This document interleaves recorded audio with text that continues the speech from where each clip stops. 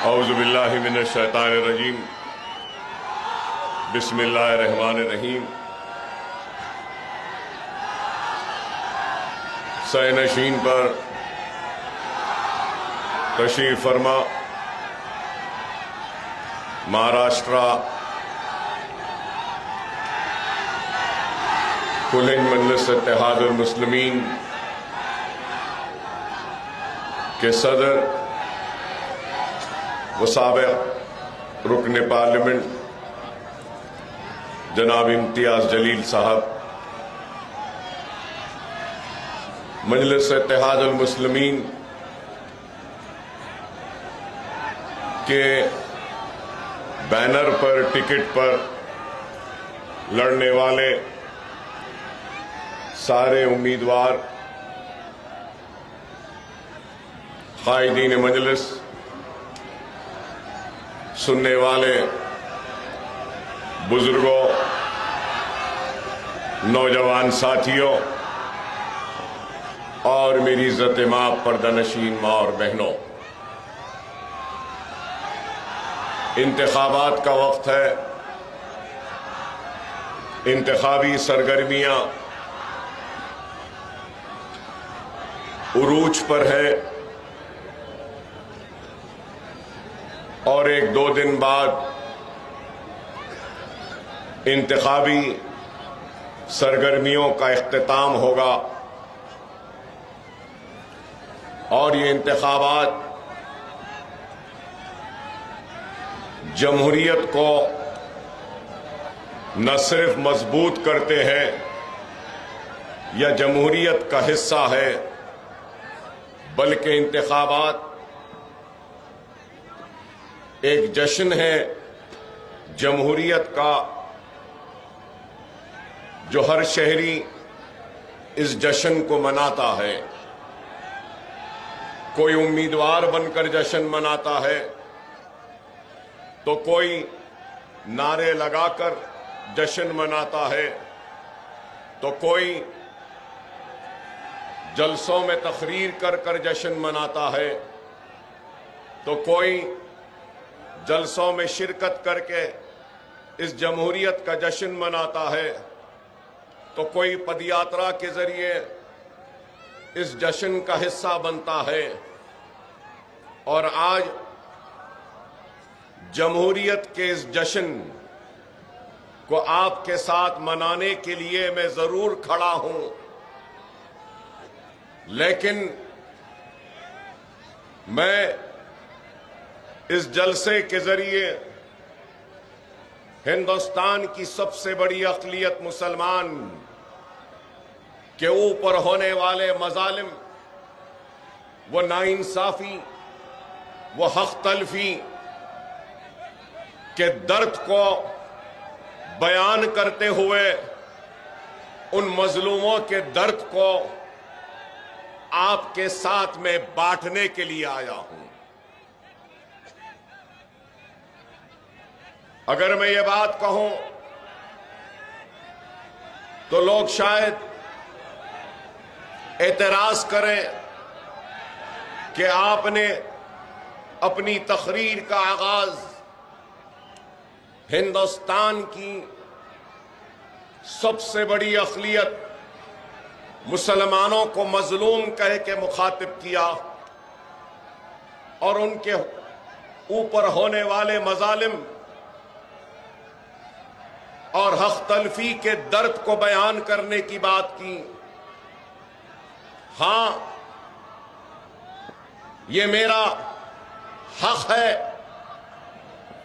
اور مجھے اس حق سے کوئی محروم نہیں کر سکتا۔ یہ بات میں اس لیے کہہ رہا ہوں کیونکہ میں اگر ہندوستانی ہونے پر ناز کرتا ہوں تو میں لا الہ الا اللہ محمد رسول اللہ کلمہ پڑھنے پر فخر بھی محسوس کرتا ہوں۔ ہندوستانی ہوں، ناز کرتا ہوں، مسلمان ہوں، فخر ہے، لیکن آج زندگی کے ہر شعبے حیات میں ہندوستان کی سب سے بڑی اقلیت مسلمانوں کے ساتھ ناانصافی ہو رہی ہے، حق تلفی ہو رہی ہے، ان کے اوپر مظالم ڈھائے جا رہے ہیں، ان کو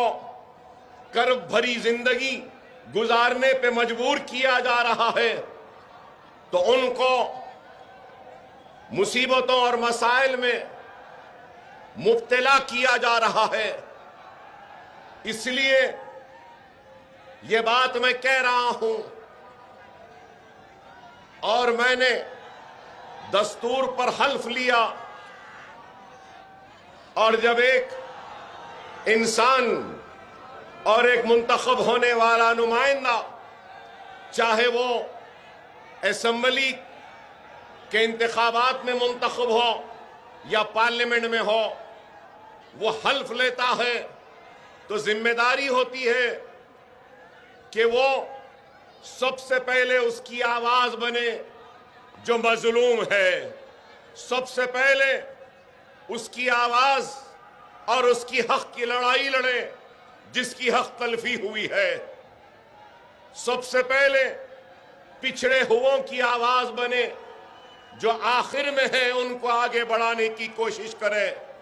یہ ذمہ داری کو نبھانا میرے لیے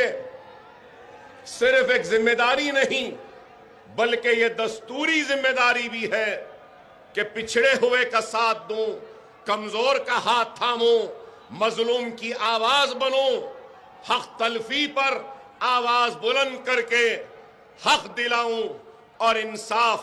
کی پکار لگاؤں اور ظالم کے خلاف اپنی آواز کو بلند کروں۔ ملک کے حالات آپ کے سامنے ہے، انتخابات تو آتے ہیں اور چلے جاتے ہیں۔ ہندوستان کی آزادی سے لے کر آج کی تاریخ تک کئی انتخابات ہوئے، اور انتخابات میں کئی لوگ منتخب ہوئے، کئی کارپوریٹرز بنے، کئی ایم ایل ایز بنے، کئی ایم پیز بنے، کئی میئرز بنے، کئی چیئرمینز بنے، کئی منسٹرز بنے اسٹیٹ کیبنٹ میں، تو کئی مرکزی منسٹرز بھی بنے کیبنٹ میں، تو کئی وزیر اعظم بنے اور کئی چیف منسٹرز بھی بنے۔ آج میں یہاں پر کھڑے ہو کر یہ سوال کرنا چاہتا ہوں ان لوگوں سے جو مجلس پہ تنقید کرتے ہیں، مجلس پر الزام لگاتے ہیں۔ میں ان سے پوچھنا چاہتا ہوں، کیا ہندوستان کے مسلمانوں نے، ہندوستان کے دلتوں نے، کیا ہندوستان کے پچھڑے سماج نے کیا ہر کسی کا ساتھ دیا یا نہیں دیا؟ نہرو کا ساتھ دیا، لال بہادر شاستری کا ساتھ دیا، اندرا گاندھی کا ساتھ دیا، مورارجی دیسائی کا ساتھ دیا، پھر اندرا گاندھی کا ساتھ دیا، راجیو گاندھی کا ساتھ دیا، دیوے گوڑا کا ساتھ دیا، آئی کے گجرال کا ساتھ دیا، چندر شیکھر کا ساتھ دیا، وی پی سنگھ کا ساتھ دیا، پی وی نرسمہا راؤ کا ساتھ دیا، منموہن سنگھ کا ساتھ دیا، ہر کسی کا ساتھ دیا، اس امید کے ساتھ، اس توقع کے ساتھ کہ ہم کو ہمارا حق ملے گا، اور دستور نے ہم کو جو اختیارات دیے ہیں وہ اختیارات ہم کو ملیں گے۔ ہر کسی کا ساتھ دیا اس امید، اس توقع میں کہ ہم کو نہ صرف ہمارا حق ملے گا بلکہ ہماری پریشانی دور ہوگی، ہمارے محلے جات میں ترقیاتی سرگرمیاں آئیں گی۔ اس امید کے ساتھ دیا کہ بینک سے ہم کو قرض جات دیے جائیں گے، اس امید کے ساتھ دیا کہ تعلیمی پسماندگی دور ہوگی، اس امید کے ساتھ ساتھ دیا کہ معاشی پریشانی و بدحالی دور ہوگی، ہمارے بستیوں میں خوشحالی آئے گی، ہماری نوجوان نسل کا مستقبل روشن ہوگا اور تاریکی ہٹے گی اور نئے اجالے آئیں گے۔ لیکن افسوس، بتاؤ آج سرکاری ملازمت میں مسلمانوں کا تناسب کیا ہے؟ آج اگر ہم تعلیم کے میدان میں دیکھتے ہیں تو سب سے کم 10th پاس ہونے والے اگر اس ملک میں اگر کوئی ہے تو وہ مسلمان ہے۔ سب سے زیادہ ڈراپ آؤٹ لیول تعلیم میں اگر کسی کا ہے تو وہ مسلمان کا ہے۔ گریجویٹس کم ہیں تو مسلمان، ڈاکٹرز کم ہیں تو مسلمان، انجینئرز کم ہیں تو مسلمان، لائرز کم ہیں تو مسلمان، آرکیٹیکٹس کم ہیں تو مسلمان، سائنٹسٹ کم ہیں تو مسلمان۔ ہر زندگی کے ہر شعبہ حیات میں سب سے پیچھے، سب سے آخر، سب سے پچھڑا ہوا اگر کوئی ہے تو وہ ہندوستان کی سب سے بڑے اقلیت مسلمان ہے۔ تو کیا یہ ناانصافی نہیں؟ آپ نے، ہر حکومتوں نے ہمیں نظر انداز کیا، ہماری اختلفی کی، ہم کو پیچھے ڈھکیل دیا، ہمارے بستیوں میں ترقیاتی سرگرمیوں سے ہم کو محروم رکھا، بینک کے قرض جات سے ہم کو محروم رکھا، نہ صنعت میں جانے دیا، نہ تجارت میں جانے دیا، نہ روزگار میں جانے دیا، نہ تعلیم کے میدان میں آگے بڑھنے دیا۔ ارے اس سے بڑی ناانصافی اور کیا ہو سکتی ہے بتائیے؟ اور آج مجلس اتحاد المسلمین اسی حق تلفی، اسی ناانصافی اور اسی ظلم کے خلاف آواز اٹھا رہی ہے، اور اپنے اس جمہوری جدوجہد میں مجلس اتحاد المسلمین اپنے دلت بھائیوں کو شامل کر رہی ہے، تو مجلس اتحاد المسلمین بیکورڈ کلاسز کو اپنے ساتھ میں لے رہی ہے اور یہ بتا رہی ہے کہ تم ہو اور ہم ہیں جو اس ملک نے جس کو نظر انداز کیا۔ آج ہم کو یہ بات کہتے ہوئے بھی کوئی ہچکچاہٹ نہیں ہے کہ آج ہمارا حال یہ ہو چکا کہ ایک چپراسی کی نوکری بھی ہم کو نہیں ملتی ہے۔ یہ عالم ہے، اور آج مجلس اتحاد المسلمین پر الزام لگانے والوں، مجلس اتحاد المسلمین پر تنقید کرنے والوں، اگر تم نے ہمارے بچوں کو پڑھا لیا ہوتا،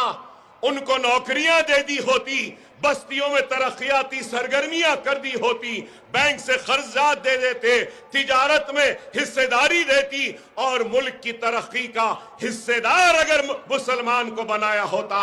تو مجلس کو یہاں تک آنے کی ضرورت نہیں ہوتی، ہندوستان کے کونے کونے میں جانے کی ضرورت نہیں ہوتی۔ اگر جاتی تب بھی مسلمان ہاتھوں ہاتھ مجلس کو نہیں لیتا، اگر سارے چیزیں مل چکی ہوتی۔ تم نے محروم رکھا وہ قوم جو محرومیت کا شکار تھی، آج وہ قوم امید کی نظر سے دیکھ رہی ہے، تو مجلس اتحاد المسلمین کی طرف ایک امید ہے، ایک توقع ہے، اور وہ سمجھتے ہیں کہ کسی نے کچھ نہیں کیا، ہم کو امید ہے کہ یہ کچھ کریں گے۔ اور ہماری تاریخ ہے کہ ہم صرف زبانی جمع خرچ نہیں کرتے بلکہ عملی میدان میں کام کیا۔ ہمارا کام ہماری پہچان ہے۔ آج ریاست تلنگانہ میں ہم نے جو کام کیا ہے تعلیم کے میدان میں اور پھر روزگار کے میدان میں، صحت کے میدان میں، یہ اپنے آپ میں خود ایک مثال ہے۔ میں نہیں سمجھتا کہ کسی نے بھی اتنا